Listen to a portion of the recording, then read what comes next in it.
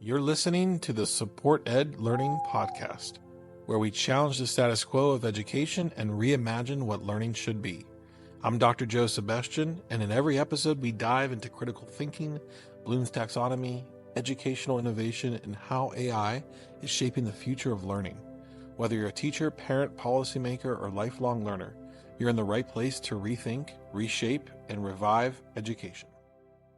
All right, welcome back to Supported Learning Podcast, welcoming a longtime friend and an even more senior and veteran educator, Miss Dr. Craig Perrier. That's right. Welcome. How are you? Thanks, Joe. How you doing, man?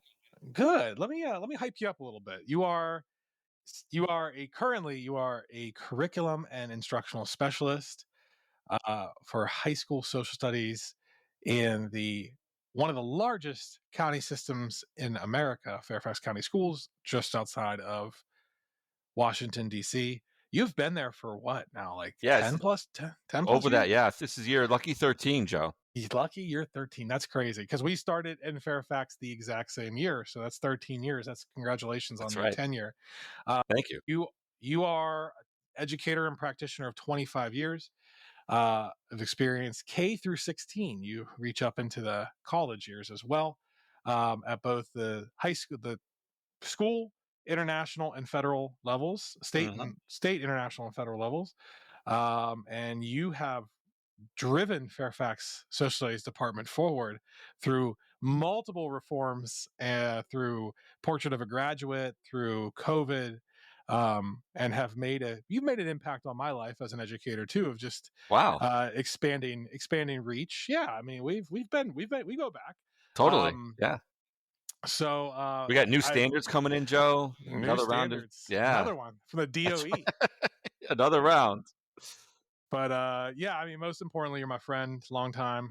Even though we might not talk as much as we used to, but still. I thought you were going to say even though I'm a Patriots fan. I thought you were going to say that. Oh, yeah, that is true. That's terrible Patriots fan. Not doing too good now, huh? How high is that draft? Next year. There you go. Cool. Well, Craig, thank you. Welcome. So thanks for joining me. I know you're very busy. I know you have to teach a class. You have a really long commute there down in that Beltway region, but yeah, so welcome to the podcast, man. What's been going on? Catch me up. How is good old Fairfax County? Fairfax County, we have a superintendent who's in her third year, and this is my, I think, fourth superintendent. You know how that goes, right? So leadership has changed quite often, but you know the ground soldiers are still in place, more or less, right? There was some talk about recent post-COVID stuff, right? And I mentioned standards. Sure. And the standards that we're implementing next year, next school year, this calendar year, right? Those garnered some national attention regarding how they were assembled and what the process was.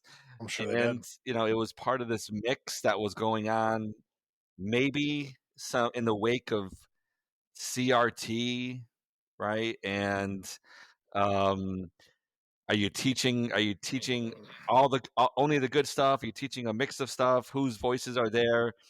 And we fought it, and we eventually got some standards that, hey, it's all about how you enact the curriculum. These standards, I'm going to give Virginia credit. Look, Virginia is one of the states that they are explicit and say the school system, the district, the teacher, you have to enact a curriculum based in your local context, and that's a good thing.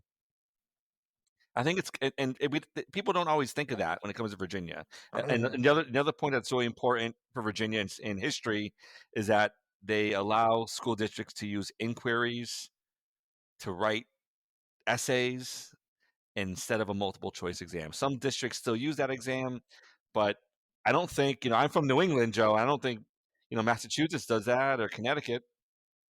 But does that, was that as a result of ESSA with sending the requirements back to the state? Because it didn't always used to be like that. There was multiple choice end of year exams. And there still is, right? So districts have the chance to pick a pathway. on where they Oh, want to okay. go. Yeah. So yeah, it depends on how you want to look at it. Cynical is, well, they don't have enough people to you know enough money to mark the assessments. An alternative version of that is, hey, the COVID kicked open some doors to other types of assessments, and then the door got like thrown open and say, all right, let's go down this route of locally awarded verified credit. Unless people are lying to me or they're not talking to me, no one is really saying, God, bring those multiple choice tests back. We really, I mean, No, that's there's how kids probably, learn. Don't you know yeah, that? right. Yeah, exactly. Right. Yeah. Well, that's good because you guys are like maybe 10 to 15 years ahead of some districts in Pennsylvania and That's what like, I've that's experienced. like light years ahead. I know it's crazy because, but you are one of the bigger ones. I didn't hear that story in Fairfax. I'll be honest, I wasn't paying that much attention. Loudon was kicking up some news over their bathroom policies, but probably covered up a lot of the things. But you guys made it through the pandemic, kind of returning to normal, and then obviously all the stuff that's coming down the pipe right now. But let's just start. I guess let's start with your background because I'm very curious. I know we talked in the past, but like you've served at like every level of education. Essentially, it's local, state, military, national, international. How did you get into education? How did that all start? Kind of walk us through how you ended up where you are today. So I was one of my, back in college, I was one of the only people I knew, my friends that knew what they were going to college for. So I knew I was going to Mm. the ed program, small, you'll love this, small liberal arts college in New England, Clark University. Clark University. Well, small. By the way, I will say the library at Clark, supposedly the Grateful Dead said it's their second best place they ever walked through when they were playing live concerts. In There you go. stairways go nowhere. They actually end. They just end in a stairwell. Anyway, I knew what I wanted to do, and I had studied abroad as a junior. So when I got out of the Wait, education where did you program, study? Where did you study abroad? Sorry, Scotland. Scotland. Okay, Yeah, very right cool. when Braveheart was coming out, it was a great time to be there. Nice. Yeah. Okay. Sorry. Go Um, ahead. yeah. So I worked for 2 years. I student taught in a suburb called Medfield, Mass. It's Mhm. like southwest of Boston, and got my first 2 years there in middle school. Right, you know me as a Mm. high school person. Yes. My first years were middle school, and after 2 years, I'm like, I want to go overseas. So I applied to a bunch of international schools, American schools, and got picked up by a school in São Paulo, Brazil. And I remember the acceptance. In those days, you'd go to a hotel room, and you'd have an interview in the hotel room, right? Right. And they offered on the spot. I mean, I got rejected at a bunch as well, right? Yeah. But the São Paulo, and I remember calling a friend. I'm like, yeah, I'm going to go to Brazil. I wanted to get to Rio, but I'm going to São Paulo. I guess it's probably some small city in Brazil. Meanwhile, it's like one of the largest cities in the world. You didn't know Sao Paulo was that I big? did not. I did not Wow. know that. So 3 years in Sao Paulo, I got to Rio. I got to Rio eventually, just moved up the coast a little bit. And when I came back, I was back in public ed in Massachusetts, public schools, high school, Springfield, Mass, birthplace of basketball, a couple years there. Uh-huh. Bill Ricka, the kind of a, why do you laugh at Bill There's Ricka? a throw. There's a throw. Go ahead. Go ahead. A lot Kind of of like lot of early name drops on this, so it's okay. Go ahead. Bill Ricka's like a small city up near Lowell. 2 good years there. Then I left teaching after 12 years and went to a nonprofit. Um, then I went to the DoD headquarters, which brought me down to Virginia actually. Okay. Went for DoD. I worked in the headquarters there, and then went over to Fairfax County, and I'm here now. So it's K-16 only. Only when I was at DoD. The DoD was a K-12 That's not history true though. coordinator. But you're teaching in college still now. You do some side 100%, stuff, right? more than ever. And you've helped develop educators as they transition away from a career field Yes, into absolutely, education, so the totally. workforce development. So, okay. Well, that was a good background. That Brazil that Brazil that was probably really interesting. as you know, I did some student teaching in Hungary, and I wish I stayed international part of it. But so you right now you're helping shape social studies education in one of the country's largest school systems, which is pretty awesome. I'm sometimes jealous of your job, but I guess you're in year 13 going in year 14. Like, what is something about your current work that's energizing you right now? Yeah, great. So the way we interact with schools has changed drastically since COVID. So when we Mhm. first met, right? Remember Right. the days where, hey, Joe, here's a sub. You come out of the school. We have like a day of a substitute teacher for you, and we do professional learning there, and maybe it's a couple days. That's all. That's basically gone. That model exists somewhere else. So we've gone to a cohort approach where Okay. we have like year long or semester long or summer into the year long um, cohorts of teachers that um, you know maybe they don't want to be an administrator. The department chair is still in place. What are some other smart? Yeah, I agree. Yeah. So so what are some other opportunities, right? And it's made like longer lasting connections with teachers in schools, and you've been on summer curriculum projects in Hmm. the past. That's Those that's what I still was gonna say. exist. Those That's how still we exist. became friends. That's right. Talking about And movies. well, we worked as well. Yeah, I mean, we did some work, but we mostly talked about that's, common things. Yeah, yeah. Go ahead. so that's one, and then the other Okay. thing is um, the switch to the new standards usually brings along a significant shift in how you support students and teachers, and AI has definitely been part of that. So Yeah. using AI to create or modify content resources for students and for teachers to use. So that's also exciting because it's done with teachers in buildings, people in central office, etc. You know what's funny, Craig? The last time we worked together was on the 2-year project as the social studies standards in Virginia revised, and we Mm-hmm. were tasked with creating the resource bank for the new. So you're telling me you're in another revision? You've already that is now old news. We are in a That's second old. revision. Yeah, we switched up the format's different. We've changed it up. Looks really good. I thought ours was pretty good, but so basically you're like, because I think I've been a part of schools that are probably haven't revised once in the My God, past decade, if not 15 years.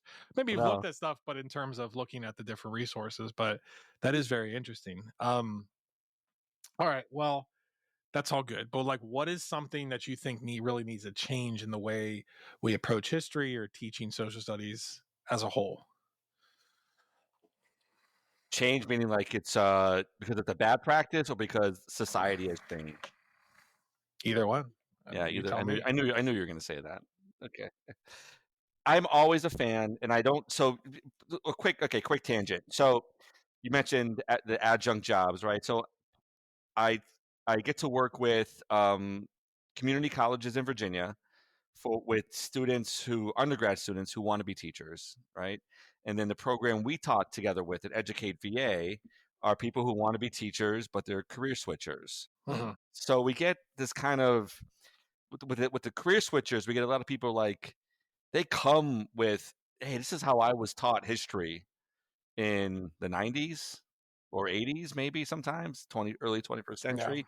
And then you have kids in the Northern Virginia Community College who are, just out of high school like a couple years ago. So the the line that is apt for both of them, or the I kind of like the aspect that I think is really compelling are two things. One is what I'm teaching has to connect to the present. And I know people believe that, but in order for that to happen, you have to like design the unit to include that, not as like it's a luxury or if we have time or it's part of the project, part of the actual unit. So that's one, and part of that is I've had my like focus or expertise has grown regarding how do you design a unit intentional and with explicit connections to the present, explicit supports for students in your class.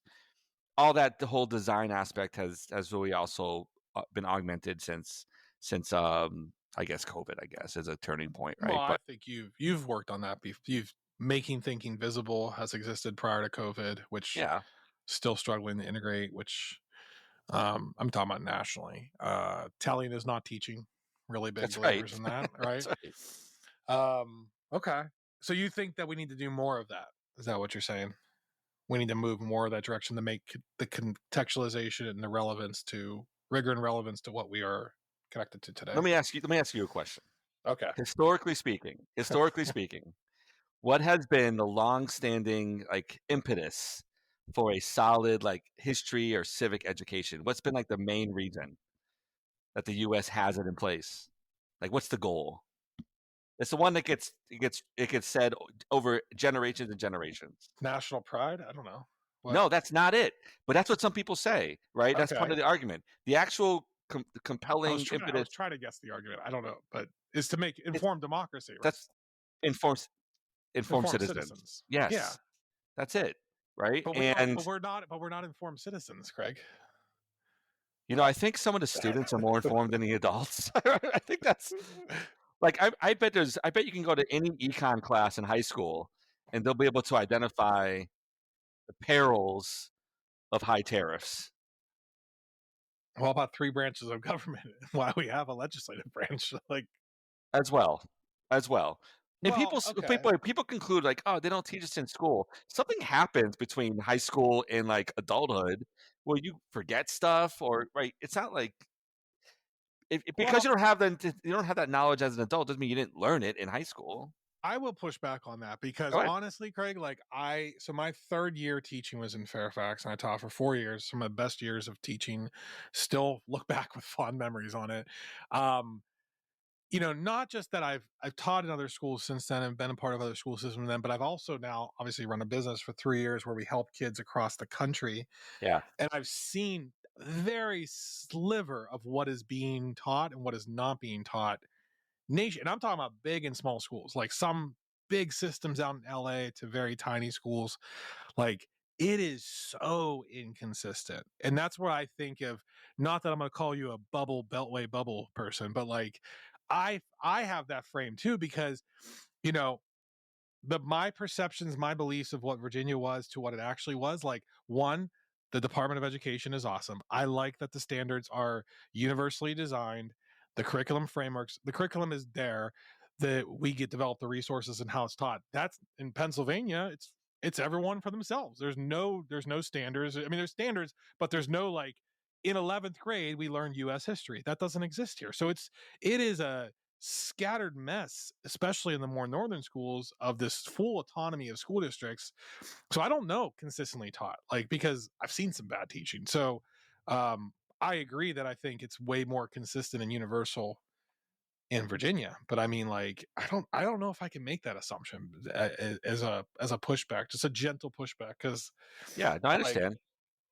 Because I mean, look at the surveys. People are like, yeah, you know, I really don't care. Like, president should be able to do what he wants. So like, there's like, well, there's like law. There's like things that. So there's no national system in the U.S., right? Right. AP claims to be the national curriculum. Close to it, but yeah, I mean that's that's what they. It's our only, yeah. Common Core. So, but if you look at state standards, it's pretty. I mean, it's unique for Virginia to require like 4 history courses and social studies courses. I think it's good. It is, yeah. I mean, I think the average is probably 2.5 or 3 across the U.S. But anyway, to your point, and I'm going to connect this to the instructional part. By and large, the majority of people are going to have their last formal course in history or social sciences in high school. The amount of majors is down. The amount of universities that require some course. You know, my nephew just graduated from Tufts a couple years ago. He had to take one history course. It was like on the history of Buddhism. right, in order to graduate, something like that. I mean, okay, great, but he didn't. That's it, right? So his last formal course was sometime in high school, and that's why we have to make sure we realize that, and we have to get that right in high school. I mean, that sounds. I mean, that's another charge, right? Just realizing, hey, they're probably not going to study in college, so let's get it right. But and by mean get it right, stuff we already mentioned. It's not a multiple choice exam. You have to use questions. You have to connect it to the present. And I firmly believe this, Joe. If you have teachers who use multiple choice exams as their assessment, they're against democracy, whether implied because they're not making informed citizens. They're not even trying to. I have a Why do you multiple think they choice do? Why do you think exam, they do it? multiple choice because you know why? Because it's easy to grade. Scantron, that old Scantron system. You know that's the reason. You know that. It's done. It's done, baby. Yes. You know it. Are your But multiple unless choice you got exams? a better reason. I mean, I remember there was some Scantron supported by either like Northrop Grumman or Lockheed Martin or something. It's like, wasn't the whole system at Don't they Fairfax make weapons? sponsored by they do make the weapons and history education. Okay, well, all right. So we haven't really caught up on AI, but I know you. I know you're probably leading the charge, or at least advocating for it. Probably an early adopter into ed tech because global citizens, a lot of different things you've done, at least from my observations in the past. You've always been on that cutting edge. So, like, how do you think AI is going to change? You mentioned it earlier, but how do you think it's going to change the way students and teachers teach over the next few years? This episode is brought to you by Supported Tutoring, where we don't just help students get better grades, we help them become critical thinkers. Whether it's mastering AP exams, maximizing college applications, or building lifelong learning habits, our expert tutors focus on critical thinking, confidence, and real growth. Head to supportedtutoring.com to find the support your student deserves. How do you think AI is going to change? You mentioned it earlier, but how do you think it's going to change the way students and teachers teach over the next few years? And how are you helping to facilitate that?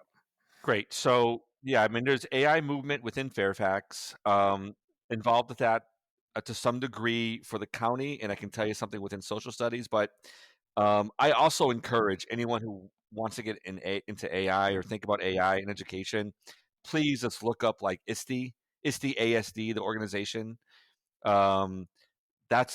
They've been really informative for me, right? And I'm part of a cohort of educators across the U.S. that are using AI as a part of a change idea in their practice. So there's principals, there's teachers, there's superintendents, there's district level people, and it's a year-long cohort. So far, it's fantastic. It's informed me about tools I didn't know existed. It informed me about AI that you know how it functions, like what it is, and I know no one can ever keep up with it, right? It's constantly changing. So just try to stay informed and above my head above water at some level.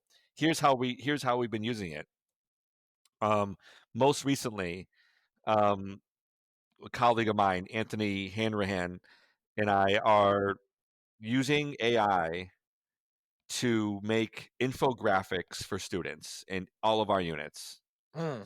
And it's just another resource for teachers to use with students because, as you know, across all our high schools, there's so many different contexts, levels of students, size of classes, makeup of the class. Having another way for students to engage with content's always important. That would take so long to make without AI, right? Right.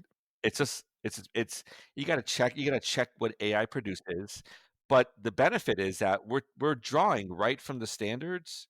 We take the language or we add our own language into it. For example, we made one on causes of civil war, right? Causes of the U.S. Civil War, and you find a reliable source, you put that wording in, it'll take that and make it into a visual representation of that text in 10 seconds. Are you using right? Claude for that? What are you using? No, it's called Napkin AI. Napkin AI. Yeah, and I learned about that through the ISTE organization. I need to get into that ISTE. Gotta get an invite. You do That gotta sounds get it. interesting. You know, Okay, we've used it in other modify text reading levels. You know, MagicSchool has been a huge what's the phrase, bellwether, like turning point, right? Have a positive impact. Do you know that resource, MagicSchool? yeah, I know Magic Yeah, School. it's great, right?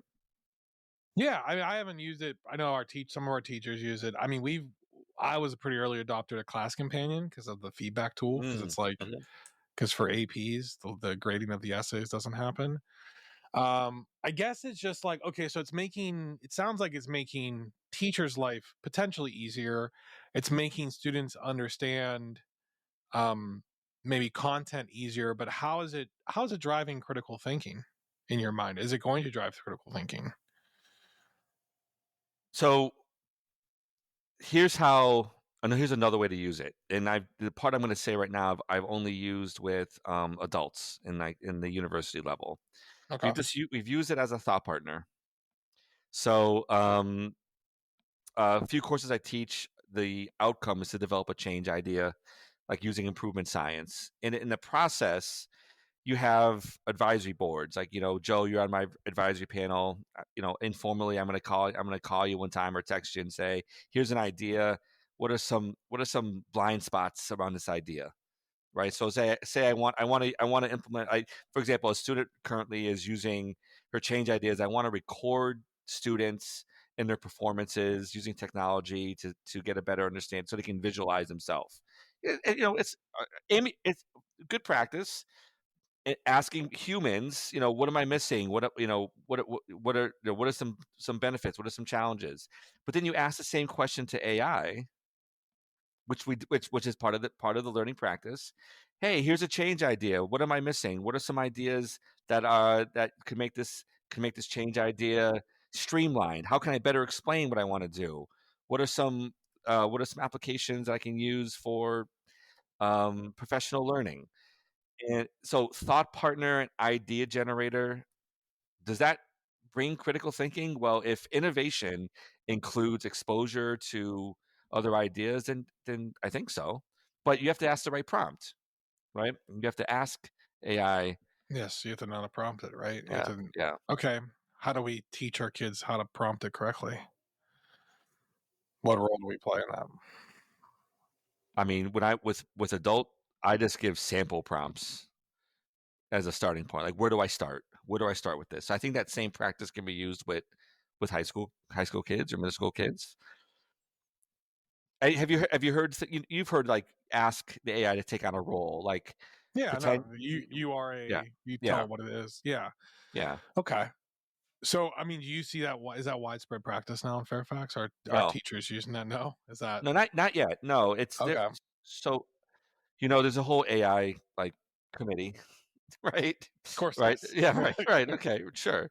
And all that's going to inform practice, and it's got to get approved by principals, and et cetera, et cetera. But um, working with teachers in summer or during the school year, the ways I've mentioned it is how we've been using it. So far, it's been to, like I said, to modify existing resources or generate new ones.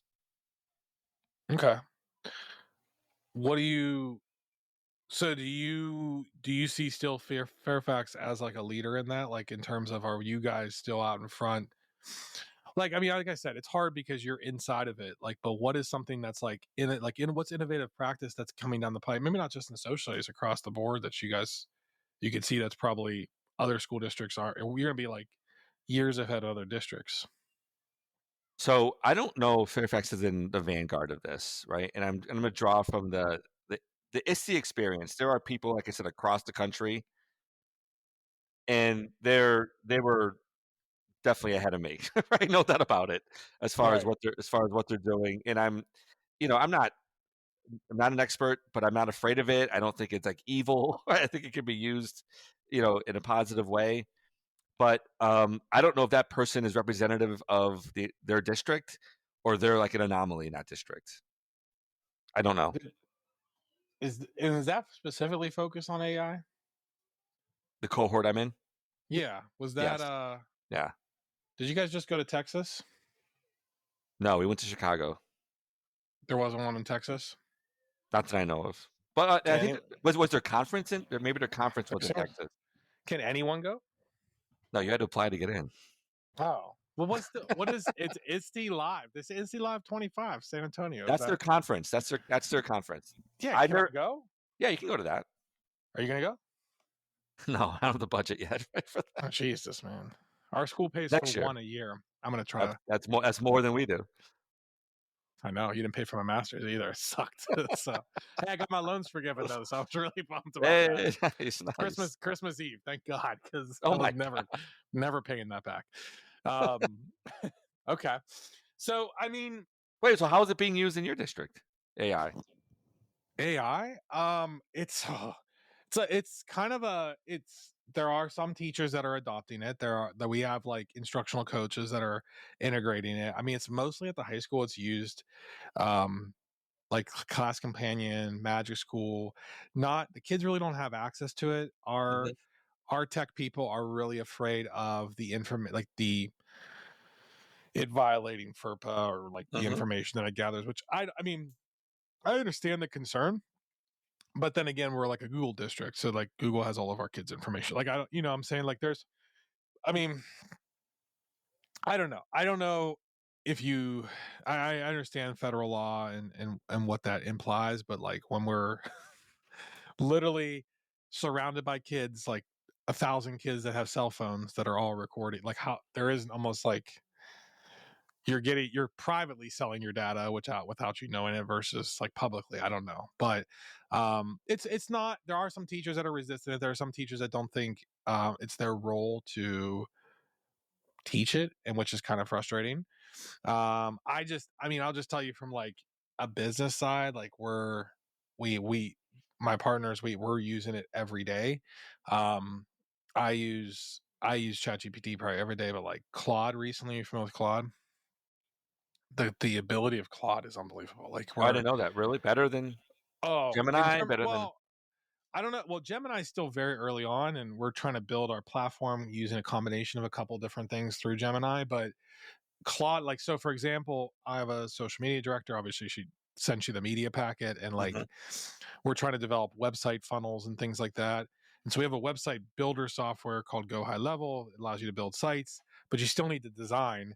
I was able to take screenshots of our brand guidelines, give it to Claude, so it knew me. Then I was able to go Google Doc and be like, I need this website created, and it just freaking created it within 5 seconds. I banged out 5 website pages in a matter of 10 minutes, and I'm like, she's like, I'm gonna be out of a job. I'm like, no, you still need to like, you still need to perfect it and things like that. But I mean, just at the speed of that, I don't think we're ready for that. And just, I think it's going to impact every white collar job out there, because like once this thing is able to be somewhat sentient or hooked up to the internet at a different scale than just a language model. I mean, like, would you rather work with a lawyer who's the old school lawyer, or would you rather work with a lawyer who's using AI to get a knowledge of every case that's like your case that's ever been done to make the best argument? Like, I think that's like I think we're not even ready for it. I don't know.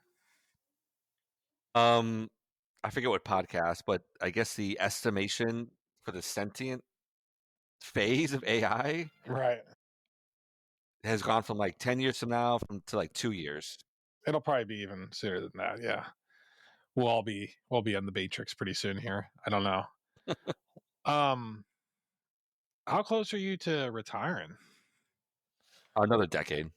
Really? Yeah. Will you when another decade comes, or do you have other aspirations to move up or go somewhere else? I mean, I think I will in a decade, but I don't know I don't know what's next. I don't know. What did you do your dissertation on? Designing for deeper learning in history. Interesting. Yeah. Where was the gap, and what was your conclusion of what did the research show? So it was a dissertation in practice, right? So worked with teachers to design units, create units using design elements that were, when combined, should lead to deeper learning. So deeper learning is defined, includes conceptual understanding, transfer, and application to authentic or real life experiences, right? So transfer of skills, transfer of content, usually conceptually transfer of content, and all that's designed around what type of performance assessment that you're going to create. The teachers who did it, and the examples of student products they created, they concluded that there was, based on the definition of deeper learning that we used, deeper learning was happening. So it was trying to elevate design, right, as an intentional practice for teachers, and can we create units that have these design elements in them? So like when I put my, like, if you type in, it's been a while, right? But if you ask ChatGPT, maybe, right, to say design a unit for deeper learning in history and social studies, I think it's still lacking.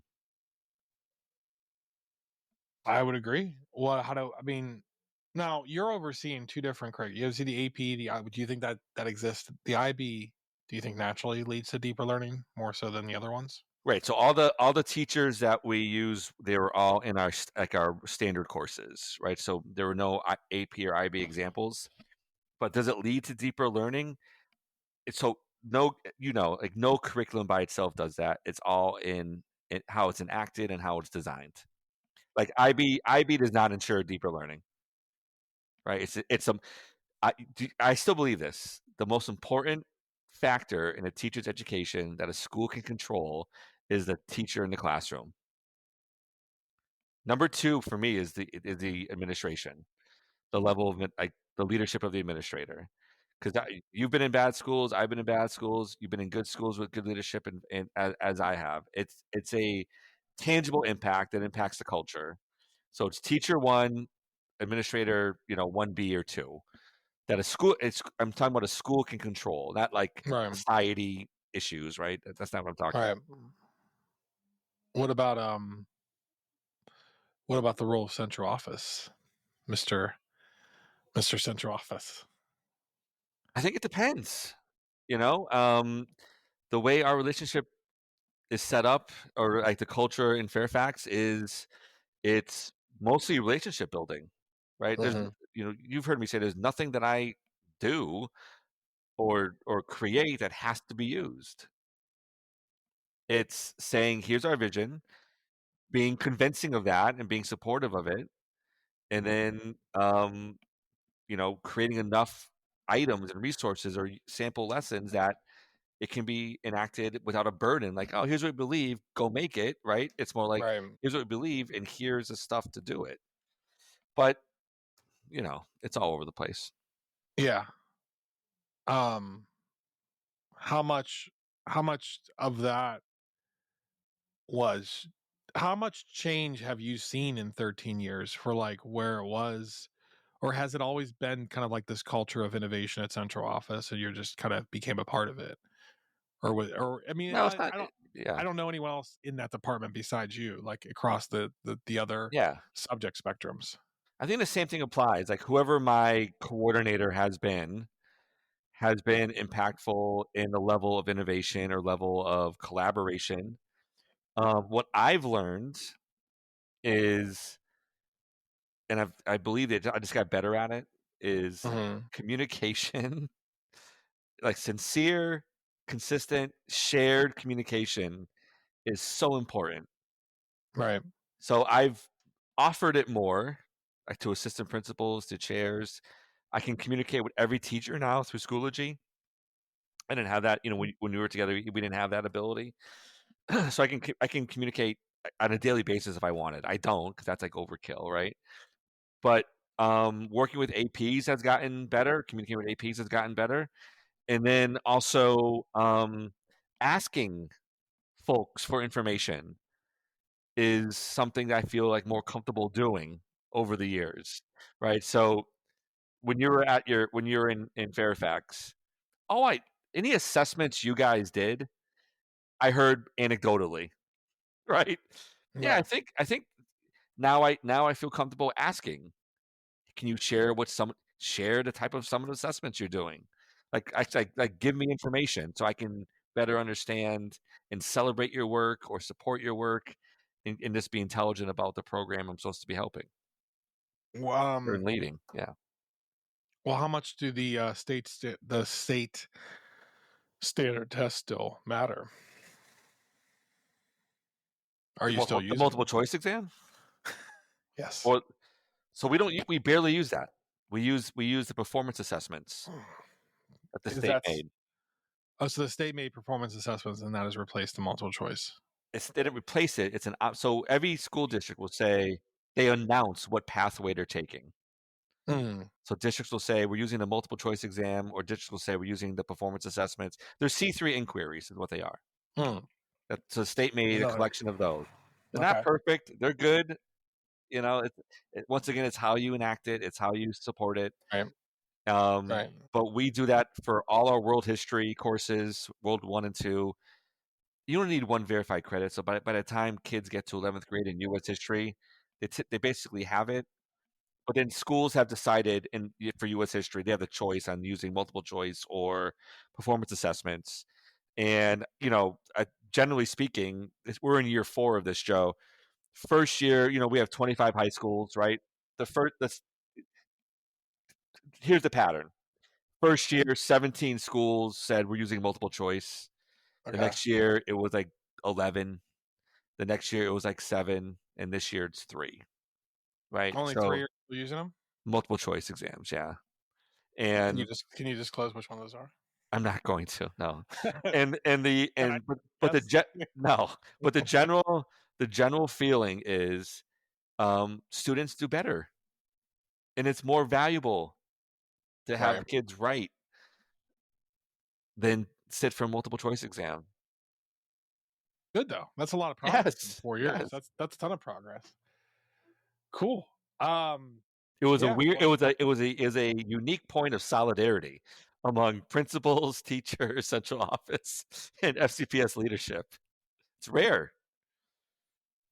How much have you guys bounced back since the pandemic? You guys think you're all the way back, or is there still like remnants left? In history, in high school social studies, or in general? I think just in Fairfax in general.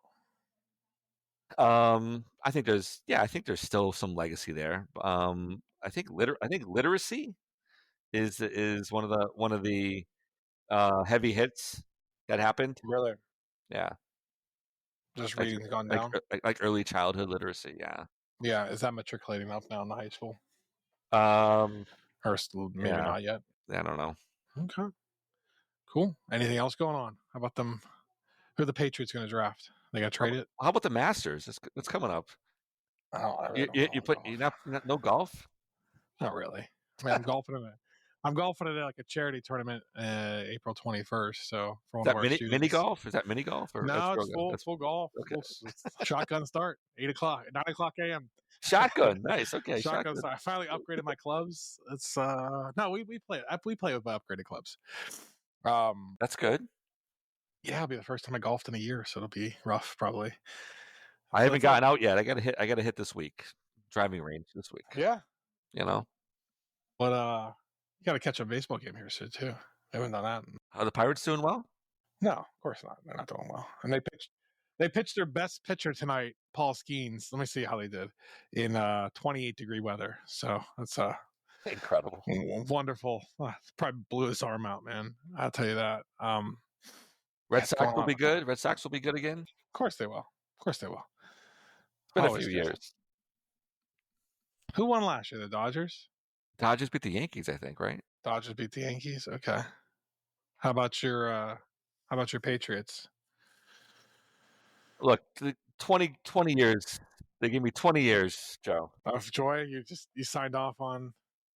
They'll come back eventually, but that's a great run. 2 decades. It's not bad. Right?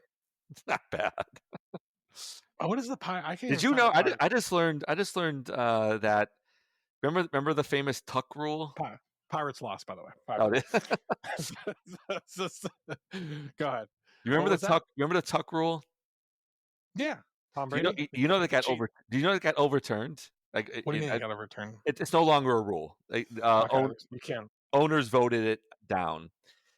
The Patriots and one other franchise abstained from the vote.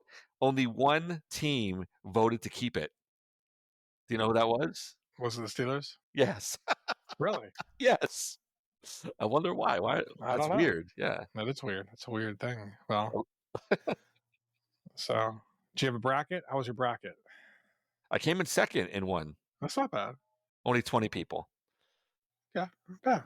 So, all right. Well, hey, I appreciate your time. I know you're busy. I know this was kind of a random invite at the last. Well, it wasn't last minute. It was, I said, like, let's get on. Let's get on. But appreciate you updating me on education AI. Miss you. We gotta. We're not that far away. Well, I'm coming down to Virginia this weekend, but I don't know how available. I'll only be Sunday, Monday. But All right. definitely one of these times, probably in the summer. Catch you between travel. You coming to Woodbridge? Where are you going? I don't know. So now Charmaine's brother, he bought a place in Gaithersburg, so we were like hanging around. I will probably be in Vienna area. Nice. But are you working Monday? Yes. Remote or in person? In person. Okay. I'll be around probably Monday. We're staying for a little bit. We're taking you guys have spring break or no? We do. It's next week, but we don't. Central office, it still works. Oh, but you have a little flexibility. So I'll be up in like Falls Church area. That's near Vienna.